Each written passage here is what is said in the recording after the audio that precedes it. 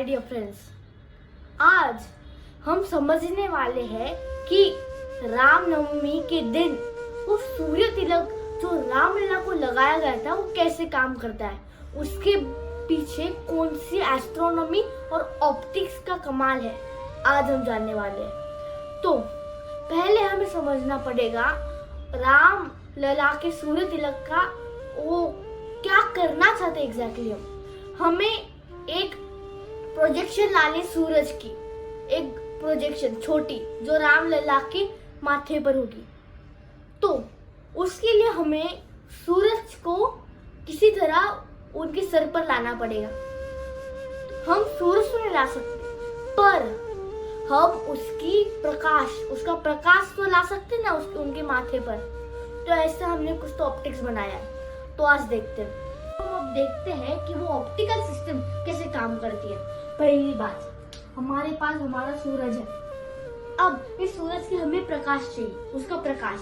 तो प्रकाश को कैप्चर करने के लिए हमने यहाँ पर एक मिरर लगाया। तो मिरर क्या करेगा, जो भी सन का प्रकाश आएगा, लाइट आएगी, वो उसको रिफ्लेक्ट कर देगी। वो मिरर उसको रिफ्लेक्ट कर देगा और ये 90 डिग्री का रिफ्लेक्शन होगा। तो ऐसी आ रही थी, ऐसी होगी। अब होगा क्या, इसकी ना हीट, लाइट की हीट बहुत ज्यादा होगी, इसमें बहुत ज्यादा एनर्जी होती है सन की लाइट में। आपने कभी सन के लाइट से पेपर जलाया ना, कॉन्वेक्स लेंस यूज कर, उसके वजह से हम क्या करते हैं ना, यहाँ पर एक इंफ्रारेड फिल्टर लगा देते हैं। अब ये क्या करेगा, ये सारे हार्मफुल एनर्जी को निकाल लेगा, एब्जॉर्ब कर लेगा। तो होगा क्या, हमारे पास सेफ लाइट आएगी यहाँ पर, लेस एनर्जी वाली। अब यहाँ पर ना एक कॉन्वेक्स लेंस लगाइए। अब कॉन्वेक्स लेंस क्या करती है, आपने कभी देखा है क्या, जब भी आप एक लेंस लेते हो और एक पेपर के पास लाते हो और सन ऊपर हो, तो होता है कि लाइट फोकस हो जाती है, लाइट सारा एक पॉइंट पर फोकस हो जाती है। तो फोकस करने वाली लेंस को बोलते हैं कॉन्वेक्स लेंस। तो हमें यहाँ पर लाइट फोकस क्यों करना है, क्योंकि ये लाइट ना बहुत ज्यादा स्प्रेड आउट है और ये कंटिन्यूसली एक्सपांड हो रहा है। तो इस एक्सपांशन और उस इंटेंसिटी को थोड़ा बढ़ाने के लिए, तो हमें दिख पाए, इसलिए हम यहाँ पर एक कॉन्वेक्स लेंस लगा देते हैं जो इसको फोकस कर देती है। अब यहाँ पर कॉन्वेक्स लेंस फोकस कर देगा हमारा लाइट, पर अब ये तो यहाँ पर जा रही है, पर हमें राम लला की मूर्ति यहाँ पर है, तो हमें इसको नीचे लाना पड़ेगा। कैसे लाएंगे नीचे, सिंपल, एक मिरर की मदद से। सेम मिरर यहाँ पर 90 डिग्री को टर्न किया, इसने भी यहाँ पर 90 डिग्री को टर्न किया। इसको एक कॉन्सेप्ट बता देता हूँ, ये क्या, इस लेंस की ना एक फोकस होती है। फोकस मतलब क्या, जहाँ पर उसकी सारी लाइट जिसमें एंटर कर रही है वो एक पॉइंट पर मीट होती है, सारी लाइट एक पॉइंट पर कन्वर्ज हो जाती है, उसको फोकस बोलते हैं। तो ऐसा प्लेसमेंट किया मिरर का जो उस लेंस के फोकस पर हो। अब होगा क्या, फोकस से लाइट डाइवर्ज होना स्टार्ट हो जाएगी, जिससे हम यहाँ पर देख सकते हैं। तो उसके लिए क्या करें हम, ये लाइट डाइवर्ज हो के खत्म हो जाएगी, दिखेगी ही नहीं। तो उसके लिए ना हमने क्या किया, हमने लेंस लगाई। अब क्या करेगी, वापस से कन्वर्ज करेगी, पर वापस से यहाँ पर पॉइंट आ गया, वापस से डाइवर्ज होगी। वापस से हमने और एक लेंस लगाई, वापस से कन्वर्ज कर दिया। अब होगा क्या, ये एक लेवल पर आ जाएगी। हाँ, हमें इस लेवल पर वो लेंस चाहिए। अब क्या करें, यहाँ पर ना फोकस पर एक मिरर ला देगी। होगा क्या, अब ये सारी लाइट ना इस डायरेक्शन में जाएगी। अब ये हमें एक पर्टिकुलर साइज की बीम चाहिए। ये ना बहुत बड़ी है या छोटी है, ये बहुत बड़ी है। तो इसके लिए हमें अब क्या करेगी, ऐसी लेंस जो उसको छोटी कर देगी। और वो क्या, हाँ, हमारी कॉन्वेक्स लेंस। वापस से यहाँ पर एक कॉन्वेक्स लेंस लगा देंगे। अब होगा क्या, यहाँ पर इसका फोकस है, पर अब हमें वो मिरर को फोकस पर नहीं लाना है, हमें फोकस के थोड़े आगे लगा देना है, क्योंकि हमें फोकस यहाँ पर नहीं चाहिए, यहाँ पर चाहिए। तो होगा कि इसका फोकस शिफ्ट हो जाएगा, मिरर की वजह से फोकस शिफ्ट हो जाएगा और ये फोकस यहाँ पर आ जाएगा, फोकस यहाँ पर शिफ्ट हो जाएगा। अब इस फोकस पर क्या है, देखिए किसी भी लाइट को देखने के लिए हमें कुछ तो स्क्रीन चाहिए। स्क्रीन नहीं होगी तो लाइट का कुछ मतलब नहीं है। तो फॉर एग्जाम्पल ये व्हाइट बोर्ड में एक स्क्रीन है, क्योंकि उस लाइट बल्ब का लाइट इस पर आ रहा है और ये इसको इल्यूमिनेट कर रही है लाइट, तो ये एक स्क्रीन हो गई। तो इसकी स्क्रीन क्या है? ऑफ कोर्स रामलला का माथा। तो होगा क्या? रामलला के माथे पर एक पॉइंट दिखेगा, जैसे आपने देखा सूर्य तिलक के दिन। तो ये इसका मेन ऑप्टिक्स। पर ऑप्टिक्स को वर्क करने के लिए हमें सन को इस पोजीशन में चाहिए। पर एक बात बताओ, सन हर दिन 12 बजे एक ही पोजीशन में होता है? नहीं। देखिए कौन से बता देता हूं मैं आपको। अब हम ना एस्ट्रोनॉमी अब एस्ट्रोनॉमी क्या आता है? दो चीजें, एक है एनालेमा और एक मेट्रोनिक साइकिल। अब एनालेमा क्या होता है आज देखते हैं। तो देखिए हम ना एक साल में कितने दिनों का काउंट करते हैं, हमें बताए 365 दिन। एक साल में 365 दिन होते हैं और रोज हर एक साल के हर एक दिन में हम एक इमेज कैप्चर करेंगे। किसकी? सन की। कितने बजे? एग्जैक्ट 12 बजे। होगा क्या? फॉर एग्जाम्पल 1 जनवरी 2024 को 12 बजे हमने एक इमेज कैप्चर की। तो ये हमारा इमेज है, यहाँ पर हमारी होराइजन है, यहाँ पर होराइजन है। तो सर हमें यहाँ पर दिखा। नेक्स्ट डे 2 जनवरी को हमने और एक इमेज कैप्चर की 12 बजे। तो सर हमें यहाँ पर दिखा, सर हमें यहाँ पर दिखा। आपने नोटिस किया कि सर थोड़ा मूव हो गया है। पर क्यों? क्योंकि हमारा जो धरती है वो परफेक्टली नहीं है, परफेक्टली स्ट्रेट। वो एक्चुअली थोड़ी टिल्टेड है। कितनी? 23 डिग्री से अप्रोक्सीमेट 23 डिग्री से वो टिल्टेड है। अब होता क्या है, इसकी वजह से ये फिनोमेना अकर होता है। और एक कारण है ये फिनोमेना अकर करने का कि ये धरती हमारा सूरज, धरती की परफेक्ट गोल ऑर्बिट नहीं, वो थोड़ी सी इलिप्टिकल है, अंडे की शेप जैसे। तो इसके वजह से भी ये फिनोमेना अकर होता है। अब हमें कंटिन्यू करते जाए, हम हर एक साल के दिन 12 बजे ये इमेज निकलते हैं। तो 3 जनवरी को 4 जनवरी 6, 7, 8, 9, 10, 11, 12, 13, 14, 15, 16, 17, 18, 19 दिसंबर में आ गए। तो होगा क्या? जब दिसंबर का आखिरी दिन, दिसंबर 31, हमें ऐसा फिगर दिखेगा जब हम सारे इमेज को कंपाइल करेंगे। तो ये है 1 जनवरी की इमेज, 1 जनवरी, और ये है 31 ऑफ दिसंबर की इमेज। तो क्या दिख रहा है? यहाँ पर हमें फिगर 8 पैटर्न दिख रहा है। अब इस पैटर्न को बोलते हैं एनालेमा बोलते हैं इस पैटर्न को। अब हमें क्या करना है? हमें 1 जनवरी 31 जनवरी कोई मतलब नहीं है, हमें सिर्फ मतलब है मार्च से अप्रैल के बीच में। क्यों? क्योंकि मार्च से अप्रैल के दिन में क्या आता है मार्च के अप्रैल दिन में क्या आता है? चैत्र महीना आता है। कौन सा? हमारे हिंदू कैलेंडर का। अब इस चैत्र महीना का 9th डे, इसको बोलते हैं नवमी। तो नवमी, चैत्र महीने के नवमी दिवस पर क्या होता है? ये फर्स्ट मंथ है। तो फर्स्ट मंथ जो चैत्र है उसके 9th डे पर, नवमी पर हमारे राम का जन्म होता है। तो क्या बोलते हैं? रामनवमी। फिर राम का नवमी के चैत्र महीने में जन्म हुआ था, इसलिए रामनवमी बोलते हैं। पर प्रॉब्लम है, ये हमारा हिंदू कैलेंडर है और एक दूसरा है हमारा ग्रेगोरियन कैलेंडर। ग्रेगोरियन कैलेंडर में फर्स्ट मंथ है जनवरी, इसमें है चैत्र। होता कि चैत्र महीना ना लूनार मतलब मून, मून पर डिपेंडेंट है। अब देखो, हमको पता है कि मून को ना 30 डेज लगते हैं, 30 डेज एक साइकिल को कंप्लीट करने के लिए, एक ऑर्बिट को। अब उस ऑर्बिट को कंप्लीट करते करते ना मून के 2 फेजेस हो जाते हैं, मून के 2 फेजेस हो जाते हैं।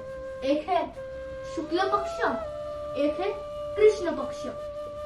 शुक्ल पक्ष मतलब जब मून बड़ा होता है या वैक्सिंग मून, और कृष्ण पक्ष मतलब जब मून छोटा होता है, मतलब वेनिंग मून। अब हमें इससे क्या लेना देना है? लेना देना है कि रामनवमी हमेशा चैत्र महीने में आएगी, चैत्र महीने के 9th डे पर आएगी। पर है क्या, चैत्र महीना और जनवरी सिमिलर नहीं, क्योंकि ये है सन पर बेस्ड, सन के अर्थ के अराउंड ऑर्बिट के बेस्ड, अर्थ पर बेस्ड है, अर्थ कैसी ऑर्बिट लेता है सन के बेस्ड, पर ये है मून के बेस्ड, मून। तो क्लियरली एक डिफरेंस होगा। डिफरेंस क्या होता है? इसके वजह से जो ये सन पर बेस्ड है, मून पर बेस्ड है ना, जो चैत्र महीने में 9th नवमी के चैत्र महीने में जन्म हुआ था, इसलिए रामनवमी बोलते हैं। पर एक प्रॉब्लम है, ये हमारा हिंदू कैलेंडर है और एक दूसरा है हमारा ग्रेगोरियन कैलेंडर। ग्रेगोरियन कैलेंडर में फर्स्ट मंथ है जनवरी, इसमें है चैत्र। होता कि चैत्र महीना ना लूनार मतलब मून पर डिपेंडेंट है। अब देखो, हमको पता है कि मून को ना 30 डेज लगते हैं, 30 डेज एक साइकिल को कंप्लीट करने के लिए, एक ऑर्बिट को। अब उस ऑर्बिट को कंप्लीट करते करते ना मून के 2 फेजेस हो जाते हैं, मून के 2 फेजेस हो जाते हैं। एक है शुक्ल पक्ष, एक है कृष्ण पक्ष। शुक्ल पक्ष मतलब जब मून बड़ा होता है या वैक्सिंग मून, और कृष्ण पक्ष मतलब जब मून छोटा होता है, मतलब वेनिंग मून। अब हमें इससे क्या लेना देना है? लेना देना है कि रामनवमी हमेशा चैत्र महीने में आएगी, चैत्र महीने के 9th डे पर आएगी। पर है क्या, चैत्र महीना और जनवरी सिमिलर नहीं, क्योंकि ये है सन पर बेस्ड, सन के अर्थ के अराउंड ऑर्बिट के बेस्ड, अर्थ पर बेस्ड है, अर्थ कैसी ऑर्बिट लेता है सन के बेस्ड, पर ये है मून के बेस्ड, मून। तो क्लियरली एक डिफरेंस होगा। डिफरेंस क्या होता है? इसके वजह से जो ये सन पर बेस है, मून पर बेस है ना, जो चैत्र महीने में 9th डे क्या होता है, ग्रेगोरियन कैलेंडर में ये मार्च से अप्रैल में आता है, जनवरी में मार्च से अप्रैल। और मार्च से अप्रैल क्यों बोल रहा हूँ? क्योंकि इन दोनों महीनों में ये कंटिन्यूसली शिफ्ट हो जाता है। अभी हमें पता है कि अभी रामनवमी 17 अप्रैल को आई, पर हमें ये श्योर नहीं है कि रामनवमी नेक्स्ट ईयर 17 अप्रैल को आएगी क्या नहीं। वो 18 अप्रैल को आ सकती है, 19 अप्रैल को आ सकती है, या 16 अप्रैल को आ सकती है, हमें कुछ पता नहीं। ये डिपेंड करेगा मून पर, मून का क्या हाल चल रहा है अभी। तो अब इसको टैकल करने के लिए हमने एक सिस्टम बनाया। क्या? जो पहला मिरर है ना हमारे वो ऑप्टिकल डिजाइन में, ये रोटेट कर सकता है। पर क्यों? देखो, हम वापस से एनुअल लैम्डा पर आएंगे तो यहाँ पर 17 अप्रैल का सन है, पर 17 अप्रैल को हमेशा सन यहाँ पर ही रहेगा। 25 में भी 17 अप्रैल को यहाँ पर, 24 में भी 17 अप्रैल को यहाँ पर रहेगा। पर रामनवमी 17 अप्रैल को नहीं आने वाली। तो क्या है, रामनवमी नेक्स्ट ईयर 19 अप्रैल को आ सकती है। और 19 अप्रैल का सन तो यहाँ है, 19 अप्रैल का सन यहाँ है। क्या हुआ, सन की पोजीशन चेंज होगी। क्यों? क्योंकि रामनवमी की डेट चेंज होगी। अब हमें क्या करना पड़ेगा, इस सन के पोजीशन से हमें ऑप्टिकल सिस्टम को क्या बोलते हैं, एडजस्ट करना पड़ेगा। तो इसको एडजस्ट करने के लिए यहाँ पर एक पिवट है जिस पर ये रोटेट करता है। तो यहाँ पर सन है, तो यहाँ पर सन है तो इस साइड थोड़ा रोटेट करेगा, और यहाँ पर सन है तो थोड़ा इस साइड रोटेट करेंगे। तो ये होगा ऑप्टिकल साइकिल, ऑप्टिकल और हमारा वो सब कैलेंडर का बेस्ड। अब एक बात बतानी है, मेटोनिक साइकिल क्या है? ये मेटोनिक साइकिल देखिए, कभी भी आप ना साइकिल सुने के ना मतलब कुछ तो रिपीट हो रहा है। क्या रिपीट हो रहा है? रिपीट हो रहा है डेट। कौन सी डेट? रामनवमी की डेट रिपीट हो रही है। देखिए 2024 में ये डेट आ गई 17 अप्रैल को। तो 19 साल बाद वापस से डेट आएगी 17 अप्रैल को, 19 साल बाद। तो मेटोनिक साइकिल ये बोलते हैं कि आज जो करंट रामनवमी की डेट है वो 19 साल बाद वापस से रिपीट होगी। अभी है 17 अप्रैल, तो नेक्स्ट 19 ईयर्स के बाद भी 17 अप्रैल वापस से आएगी। तो ये है मेटोनिक साइकिल। तो ये सब हमें समझ गया। तो ये बेसिक सा अंडरस्टैंडिंग बिल्डिंग में हमारा जो मंदिर ये हमारा मंदिर है। चलो बड़ा बनाता, ये हमारा मंदिर है, ये हमारा मंदिर का छत है, होता है ना वो मंदिर का वो टॉप का हिस्सा है। अब हुआ क्या, मंदिर के ना 4 लेयर्स है।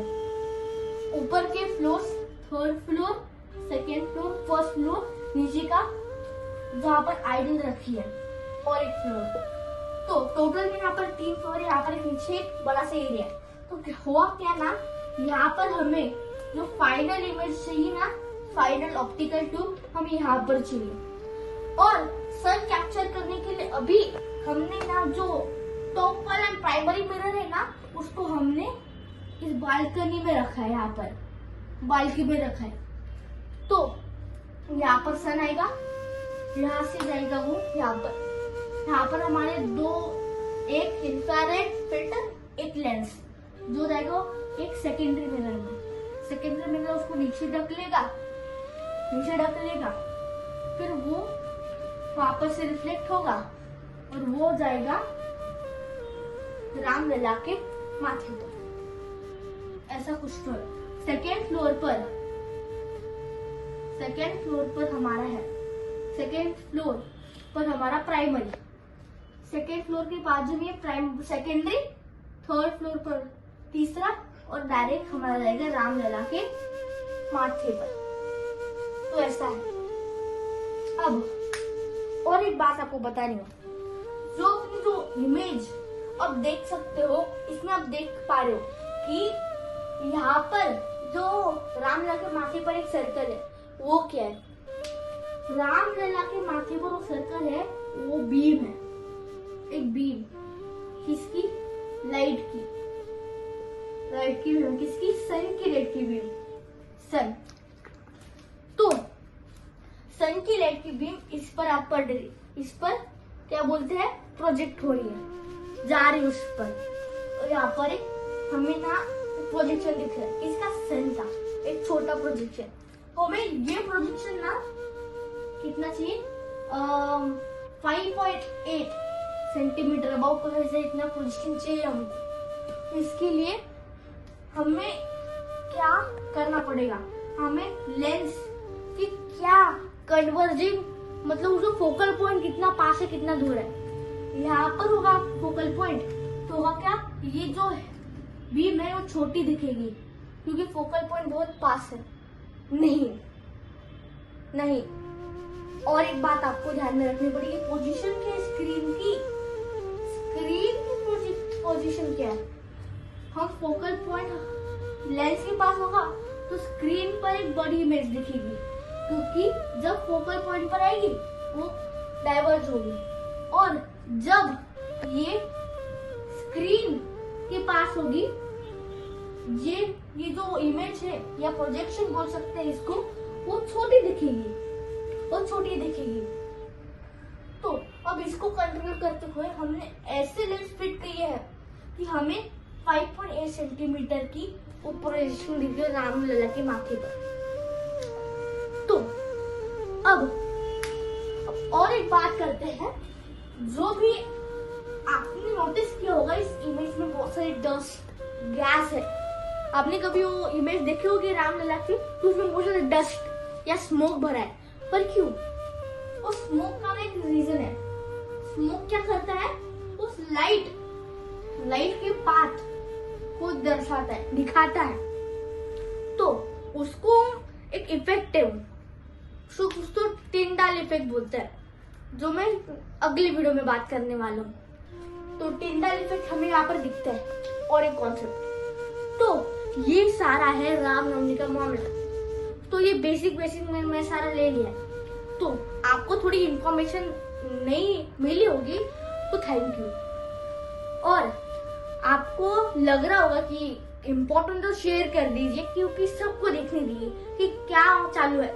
यहाँ पर हमने साइंस और आध्यात्म का मिश्रण किया है। तो थैंक यू फॉर वॉचिंग।